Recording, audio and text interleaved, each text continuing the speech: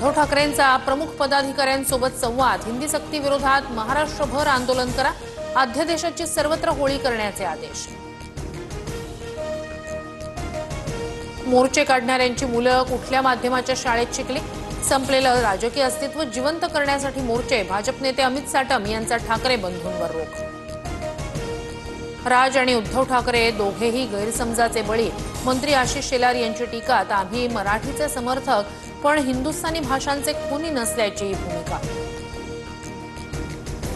शालेय शिक्षण अभ्यास कृती समितीच्या सभेत ठाकरे बंधू एकत्र येण्याची शक्यता। समितीकडून 29 जूनच्या सभेचं राज ठाकरेंना निमंत्रण। उद्धव ठाकरेही कार्यक्रमाला जाणार। संदीपान भुमरेंचा चालक 150 कोटींच्या भूखंडाचा मालक। नातेसंबंध असलेल्या हैदराबादच्या सालारजंग कुटुंबातील वारसदारानं जमीन भेट दिल्याचा जावेद शेखचा दावा। चौकशी सुरू।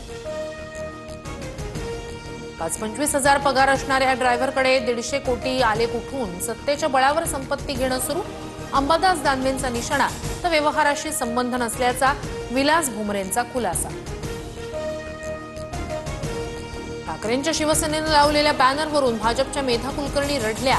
मी मेक्सिकोलाही साडी नेसूनच गेले, मात्र वेगळी वेशभूषा करून माझे पोस्टर लावले। काळ तुम्हाला माफ करणार नाही, मेधा कुलकर्णी भाऊक।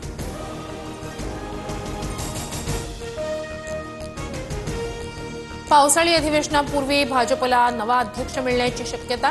पुढील आठवड्याभरात भाजपच्या 8 ते 10 प्रदेशाध्यक्षांची नावं जाहीर केली जाणार। सूत्रांची माहिती। शेतमालाच्या बाजार मूल्य निश्चितीसाठी हेजिंग डेस्कची स्थापना करणार। स्मार्ट प्रकल्पांतर्गत कापूस, हळद आणि मका पिकांसाठी हेजिंग डेस्क। मुख्यमंत्री देवेंद्र फडणवीस यांची घोषणा।